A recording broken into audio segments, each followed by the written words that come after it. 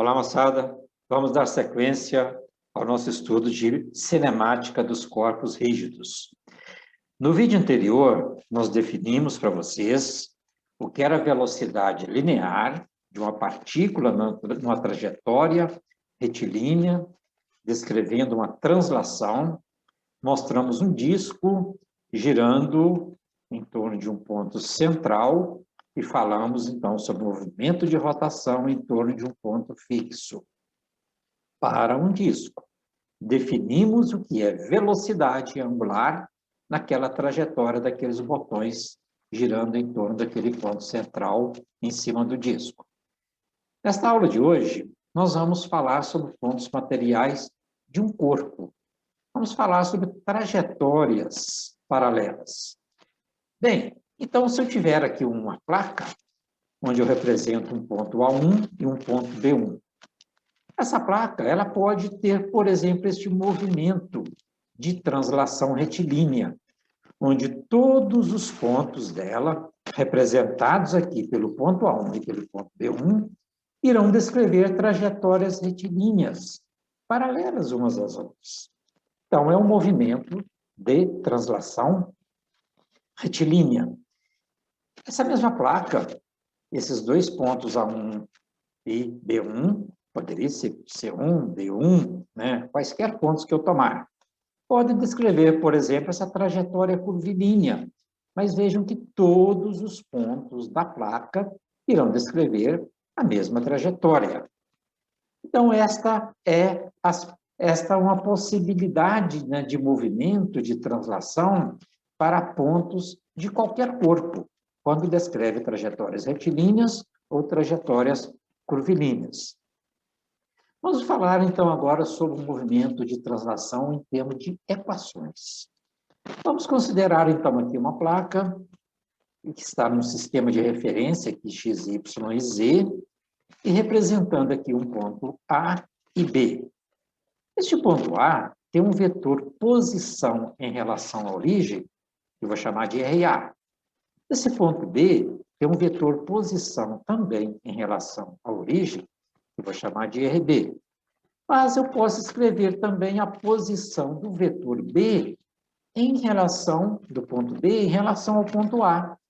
Então, eu vou escrever um vetor, vejam bem, R de B em relação a A, RB barra A.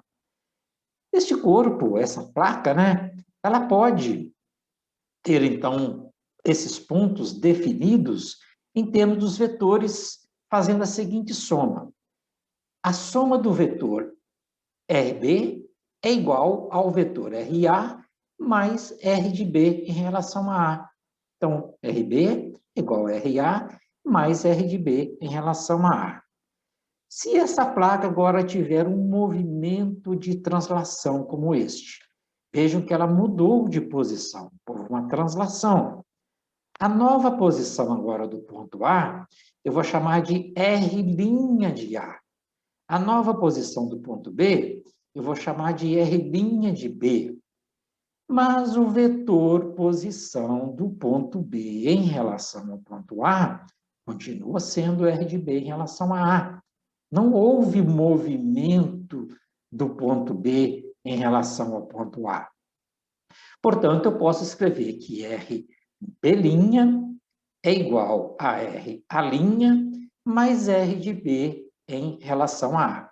Então, houve uma variação de posição desta situação aqui para esta situação. Se pegarmos agora esta equação da posição do ponto B e do ponto A e derivarmos em relação ao tempo. dr de B em relação ao tempo é igual a dr de A em relação ao tempo, mais dr de B em relação a A em relação ao tempo. Bem, como vimos, este vetor posição, ele é constante. Logo, a derivada de uma constante é igual a zero. Então, ficou que dr de B em relação ao tempo é igual a dr de A em relação ao tempo. Mas o que é derivada de um vetor posição em relação ao tempo? É a velocidade. Então, eu posso afirmar que a velocidade do ponto A é igual à velocidade do ponto B durante a translação, Ou seja, quaisquer pontos deste corpo, desta placa, terão sempre as mesmas velocidades. Isto para a translação. Se derivarmos agora a velocidade em relação ao tempo, eu vou ter que a aceleração do ponto A é igual à aceleração do ponto B. É como se vocês imaginassem um carro movimentando numa estrada retilínea. Então, a mesma velocidade que eu tenho lá do farol, que está lá na frente do carro, é a mesma velocidade da lanterna que está lá atrás no carro. Então, eles têm a mesma velocidade. Qualquer outro ponto do carro que não esteja em rotação, apenas a translação, serão iguais. Também, a aceleração do farol que está lá na frente é igual à aceleração da lanterna que está lá atrás. Isso para o movimento de translação. Bom, vamos agora considerar o movimento de rotação em torno de um eixo fixo. Então, estamos representando aqui agora um sólido, um plano que está cortando esse sólido exatamente aqui no meio. Aqui nós temos a origem de um sistema XYZ. Aí nós queremos, né, passando aqui o eixo Z, que esse corpo tenha um movimento de rotação em torno desse eixo Z, que é um eixo fixo para nós. Um ponto A, nesta posição, quando esse corpo está girando, ele vai descrever esta trajetória e chegar aqui até o ponto P. Quando ele faz isso, ele está tendo uma velocidade tangencial à trajetória. E este ponto B, ou ponto A, eles têm um vetor posição que sai da origem e vem até este ponto. Este vetor posição está formando um ângulo φ com eixo vertical.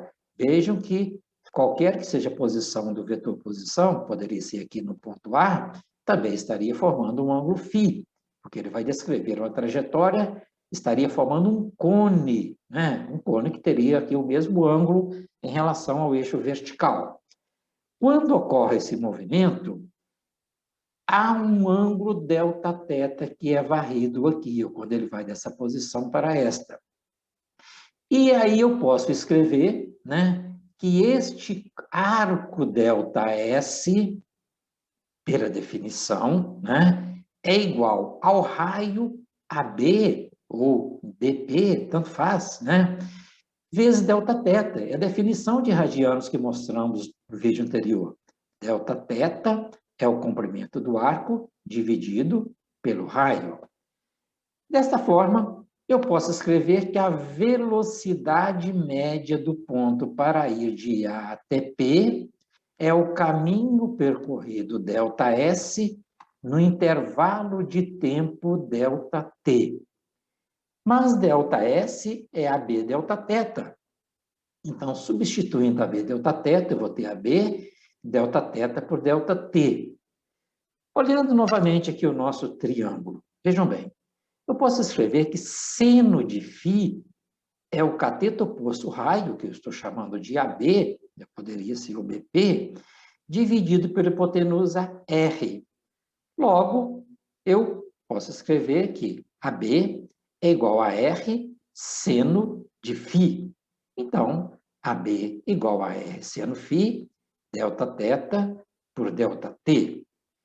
Agora, se nós quisermos tornar este ponto cada vez mais próximo aqui deste outro ponto, diminuindo o Δθ, nós vamos ter um ΔT cada vez menor também.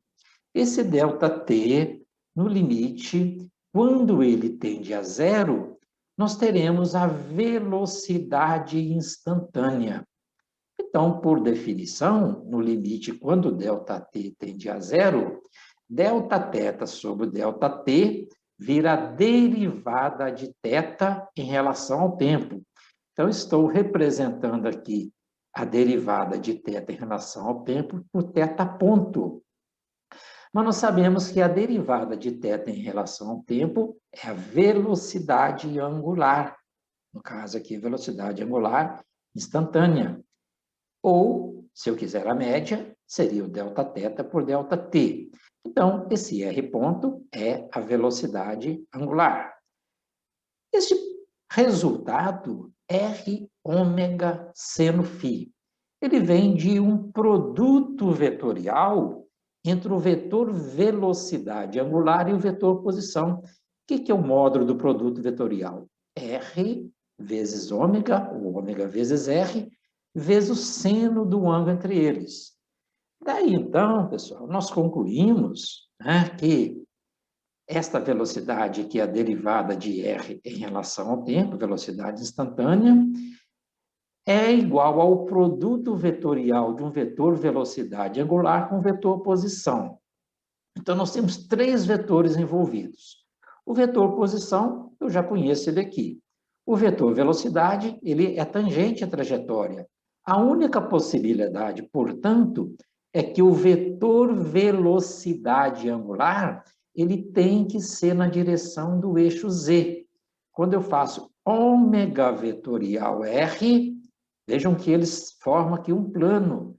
Vai me dar um terceiro vetor V, que é perpendicular a esse plano, é tangente à trajetória. Se você usar a regra da mão direita, colocar os 4 dedos na direção de ômega K, fechar para R, você vai ver que a velocidade será tangencial. Bom, vamos imaginar agora o seguinte.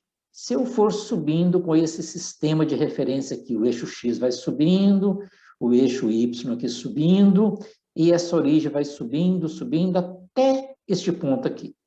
Quando ela chega nesse ponto, o meu vetor posição passou a coincidir com o raio dessa trajetória para esse elemento aqui desse corpo, que é um disco. Se está descrevendo a trajetória circular, então está formando aqui um disco. Então, nós vamos agora visualizar esse disco com esse eixo X passando por este ponto e o eixo Y passando por esse ponto. Então, quando nós visualizamos isto, né, nós temos aqui a origem, lembrando que esse disco está girando nesse sentido, aqui eu tenho um ponto P e a velocidade V tangencial à trajetória circular. E o vetor velocidade angular, ele está saindo perpendicularmente aqui desse plano onde está esse disco, que é parte daquele corpo que nós acabamos de mostrar. Bem, então esse ponto P, ele vai descrever esta trajetória circular.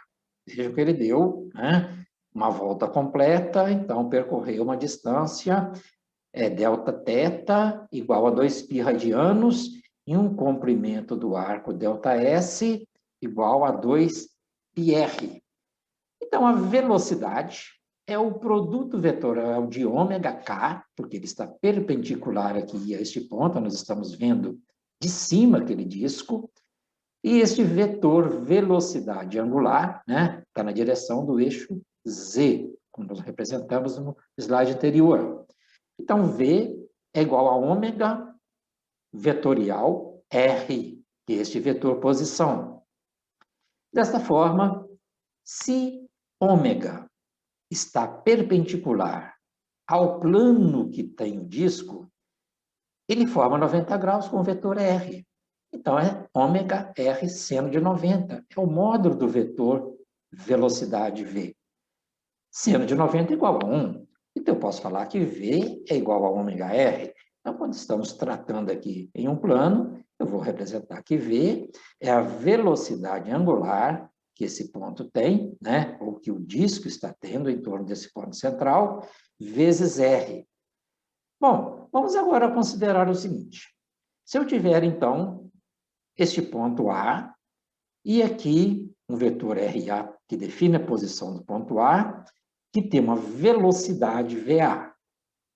Se eu tiver agora um ponto B, entre o centro e o ponto A, que tem aqui um vetor posição RB, nós já sabemos, já discutimos, que quando o ponto B dá uma volta completa, o ponto A também dá uma volta completa. Só que as velocidades desses pontos VA e VB não são iguais. As velocidades angulares são, porque eles varrem em ângulos iguais, no intervalo de tempo iguais. Entretanto, este ponto A, ele tem que percorrer uma distância igual a 2πRA, enquanto que o ponto B vai percorrer a distância 2πRB. Imagine se fosse aqui dois corredores. Um corredor que está aqui numa raia mais central e o outro que está na mais externa. Para que eles saiam juntos e cheguem juntos, este ponto A terá que ter uma velocidade maior que o do ponto B. A pessoa aqui vai ter que correr mais rápido, porque ela vai percorrer uma distância maior.